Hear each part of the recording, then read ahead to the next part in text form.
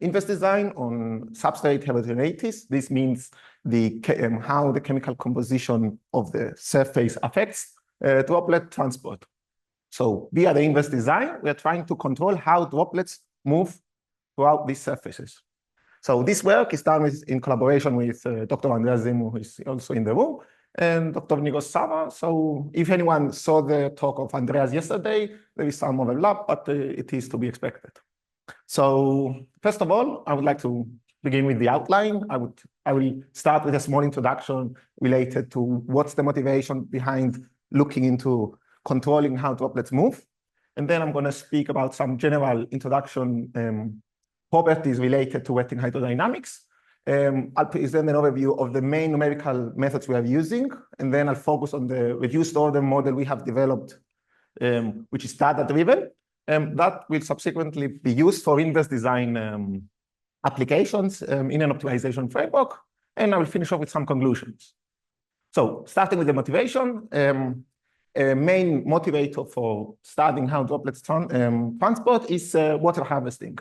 Me being from Cyprus, it's a water-sparse island, so it's very important to find ways to efficiently harvest water. So here, what I'm showing in the first image is a beetle. It's a main inspirator for these applications. It's basically an amoeba beetle that has evolved in such a way that its surface has patternings that induces or maybe accelerates condensation. So every morning, this beetle goes out in the desert and it's able to gather fog. So it uses it to drink. So with this, let's say, inspiration, on the right, there is a figure of some nets. They have positioned them like it's a pilot program in Morocco. They have specially designed nets that are able to harvest this fog and use it for water harvesting applications. And it's a very interesting application. So another motivator is waterproofing, self-cleaning, coating. This is all in the same, let's say, group of applications. It's again inspired by nature. Like leaves usually are very good hydrophobic surfaces. They have a good waterproofing properties, both for cleaning and also for gathering water to the stems. So with this in mind, if we are able to develop coatings that are self-cleaning, we could utilize them maybe for solar panels or for even like self-cleaning storage glasses in high complexes. So yeah. And then another motivator is microfluidics and lab-on-a-chip devices, which these are more recent applications due to more, let's say, smaller tolerances in manufacturing. So microfluidics are basically very, very small devices that are able to manipulate very small volumes of liquid via capillary pressures and some other mechanisms. And one of those is also the composition of the surface. And of course, the bottom right figure, this is basically an electrowetting application. So we have a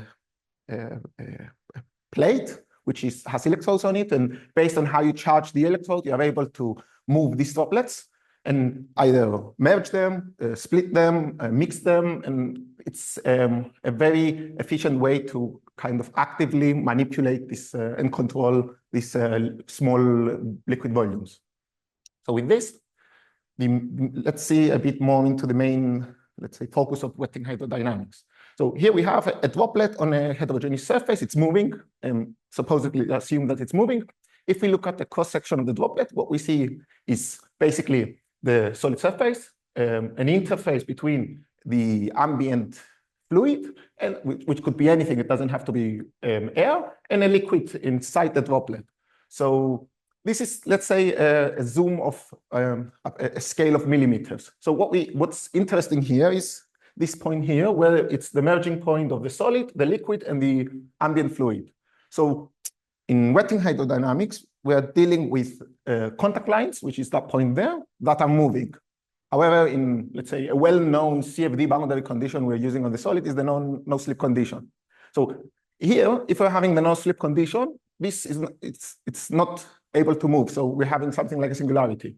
So we're not sure exactly what's happening. And like if we try and look a bit deeper into the smaller scales, we end up with something entirely different. Now it's not just a straight line, it's a parabolic, let's say, shape, and it's basically defined by the equilibrium between viscosity and capillary pressure. So, however, the difficulty here is, okay, we know it's this equilibrium point. How do we translate it to a velocity? It's not apparent how we can jump between the scales, and this becomes more prevalent if we go to more lower scales, where basically here we cannot even define the, let's say, the interface. We don't know where it is, or the solids. It's not so apparent how we do it. So again, we have this difficulty of transitioning between different types of scales. So this singularity, okay, it's not something that it's been here for ages. Maybe it's older than most of us. And there is this quote by Hugh and Scriven that shows that even though we know this problem for many years, there is not exactly a straightforward way to answer it. It's very challenging and it's very difficult. And it's something that in wetting hydrodynamic problems, it's something that's very prevalent. Perhaps in more like CFD application, this is more, how to say, put under the carpet. But here, this is very, it's very important to know how to deal with it. So I'm not going to answer this, by the way. It's just, yeah. So another two properties that are very important in wetting hydrodynamics is the contact angle and, again, the chemical heterogeneity, the patterning of the surface, because they define how the dynamics happen. So the contact angle is the angle of the interface at the contact line. So depending on the, basically, let's put it here. So depending on the surface tension of the liquid, the solid between those two, and the ambient fluid, we end up with a static contact angle that we can use and define the shape of the droplet. So if we have a very small, let's say, angle, we end up with droplets that are quite flattened.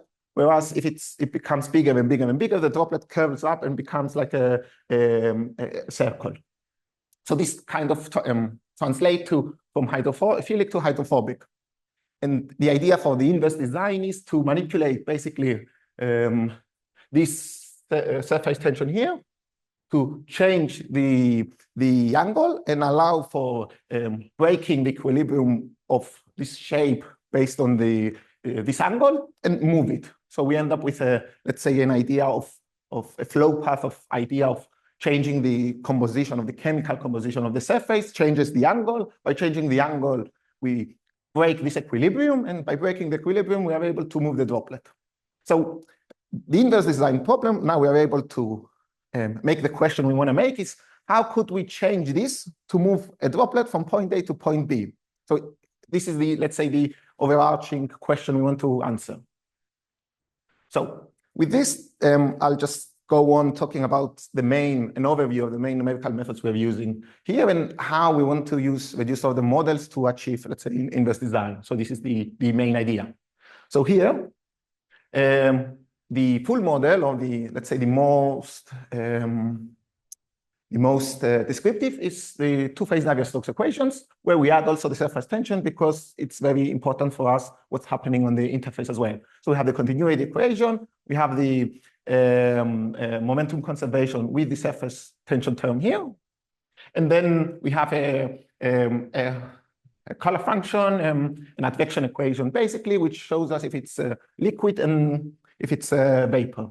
Yeah, and ideally, we're using a VOF method where we have this immiscibility between the two phases.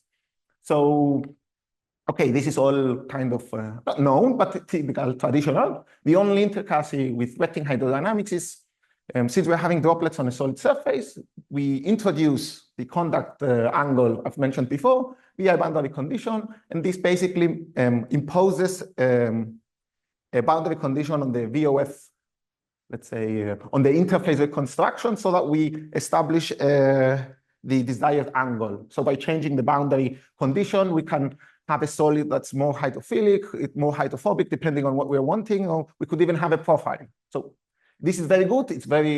We are able to get very detailed,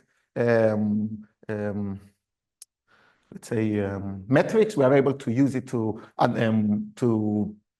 understand droplet motion. However, it requires weeks on HPC systems just for one droplet. So it's very expensive if we want to do it like for inverse problems or for an optimization, it becomes very, very, very expensive. Like the cost increases exponentially. So for the first reduced order, I'm going to say it's the thin film models. We are looking into the first, let's say, family of reduced models. These are the thin film models, or you could say they're based on the lubrication approximation, if you're more familiar with it. And what happens here is that we take the Navier-Stokes equations. We assume a very small Reynolds number, so we're not dealing with inertia. And also, we need to assume that the height of the droplets comparative to the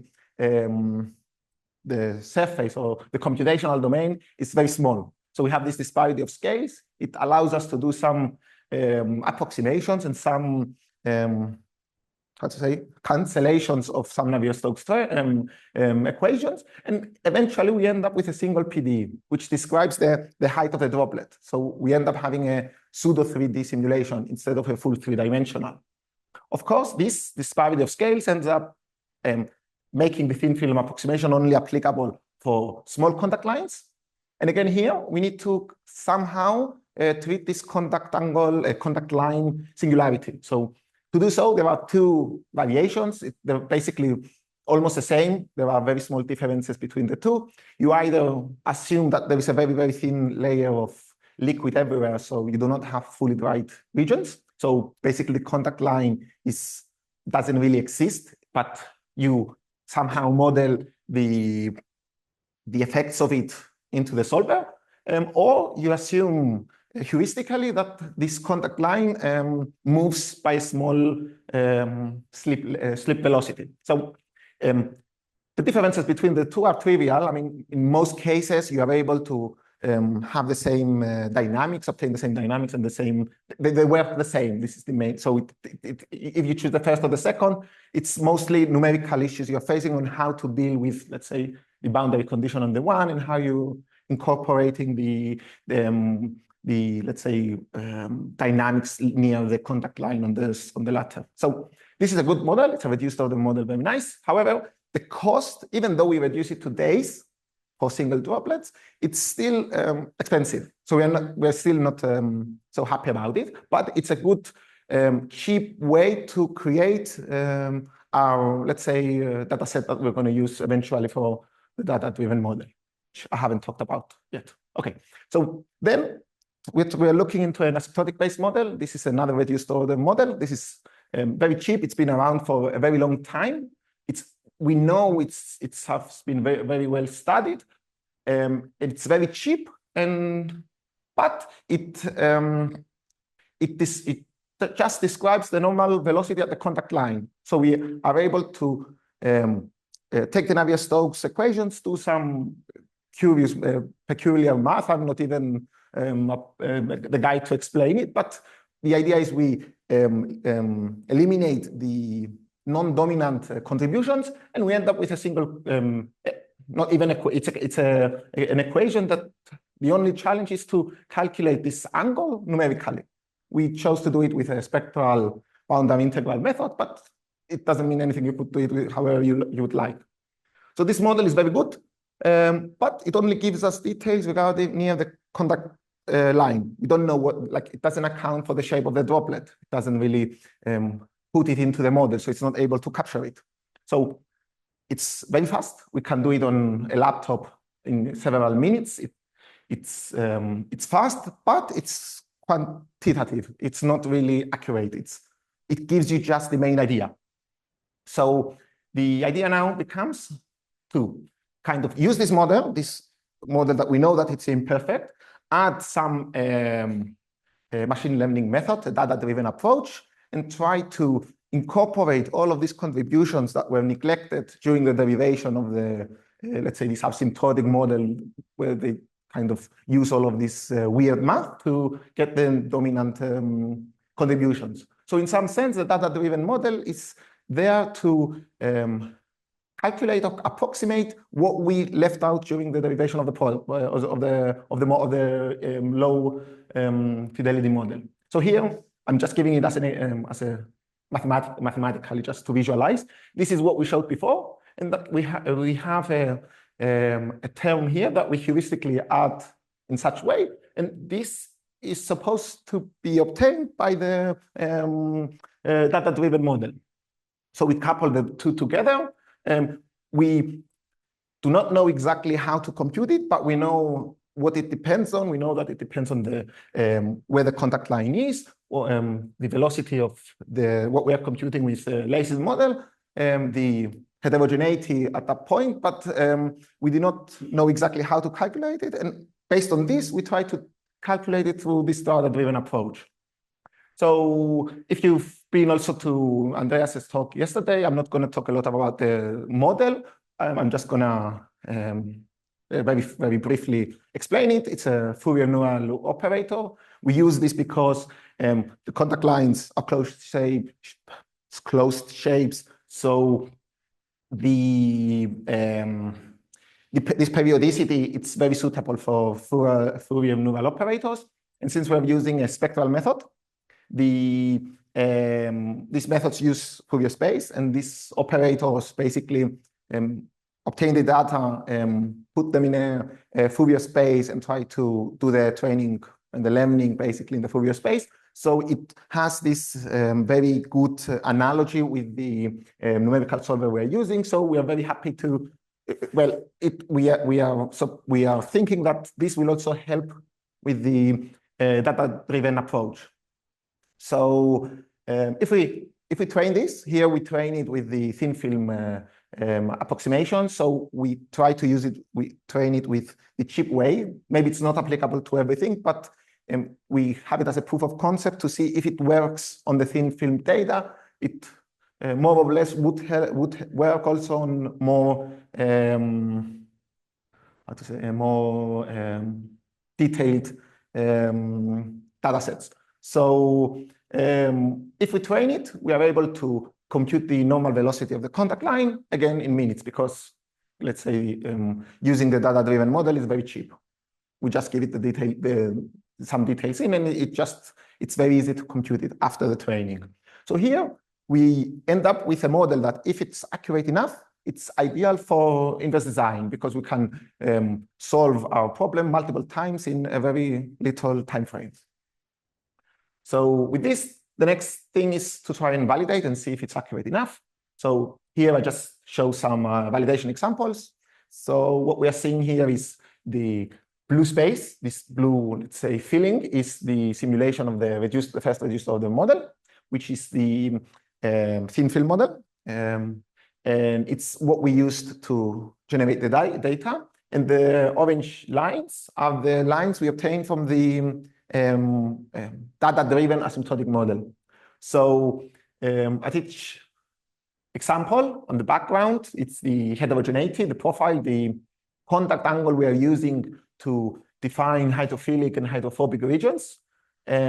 So based on this, the droplet spreads, and based on the spreading, it moves. And the idea here is to compare how the thin film and the data-driven model works. And we can see that for a wide range of different patterns, it gives very good results. Even this, where it's very complicated, we can see that even though there is some discrepancy, it's very, very minimal. So we are very happy with it, and we are able to say, okay, all good. And with this, the idea, the next, let's say, chapter, or the next thing to see, it's the how does it fare when we give it data or problems that it hasn't seen before in its training set. So with this, again, we have this two examples. It's a case that the data-driven approach has never seen before. It's not in the training set. So we compare the two. Here, again, we have the simulation. This simulation, I think this one took 1 or 2 days using the thin film approach on an HPC, whereas both the orange and the green takes a few minutes. And here the green one is the initial one, the old model that we have known for so many years, whereas the orange one is the one that we come and couple it with a data-driven model to try and incorporate the additional corrections. So as we can see here, this let's say augmentation, it gives a very good improvement on the accuracy, and like most notably here, and here we can see that the Lacy's model it's not good. even though at the end you could say that it kind of reaches the end goal correctly. And again, on the right, we have the similar thing. I'm not going to talk so much about it. I think it's not, I mean, the idea is the same, so it's just a different case. So we are very happy here. We have a very good model. So we go for the inverse design. And it's the next part of the presentation. So here again, our main goal is to try and use a method that will give us the patterning of the surface. So with this, okay, we chose to do a gradient-based method. The idea is to use gradient to try and direct, let's say, the design variables, which are the parameters we are able to manipulate to. So it's basically the theta to direct, let's say, to perform the inverse design. We need an objective function, and then based on these two, we are able to compute sensitivity derivatives and use an optimizer to perform the optimization loop. So here, I'll just do it visually. A very, let's say, straightforward way is to say, okay, I'm currently here in this path. This is the droplet I'm having. The idea is I want to have this path, let's say the orange one. So a straightforward objective would be to just say, okay, I would like this droplet to be moved here, this droplet to be moved here, or calculate the volume and say, okay, I have to minimize the volume, and this is my objective function. Again, also related to the design variables, let's say the naive way is to say, okay, I have a computational domain. I'll just try and have a design variable on each node, and I'm going to try to do the inverse problem. However, this makes for a very large number of design variables, which is not ideal. There is this curse of dimensionality. So it makes the problem very expensive, even though all of the, yes, okay. So what we do here is we assume that this patterning comes from a Fourier series, and we try to compute the coefficients of the Fourier series. So we end up with a much smaller problem. Okay, sensitivity derivatives, we just do an automatic differentiation of the latest model, the asymptotic one. This is done via JAX. And with this, we are able to, let's say, have the building blocks for our optimization method. However, if we do this, it doesn't really work very well. So what happens, or what can happen, is that, let's say, this droplet here, instead of making this path, it starts to spread, and everything becomes very hydrophilic. And then the droplet is just all over the place, and it tries to manipulate it so that the centroid of this blob that becomes in the end is where it should be. So to avoid this, what we do is we try to be a bit smarter on the objective function. And what we say is, okay, we should have a, let's say, somewhat correct shape.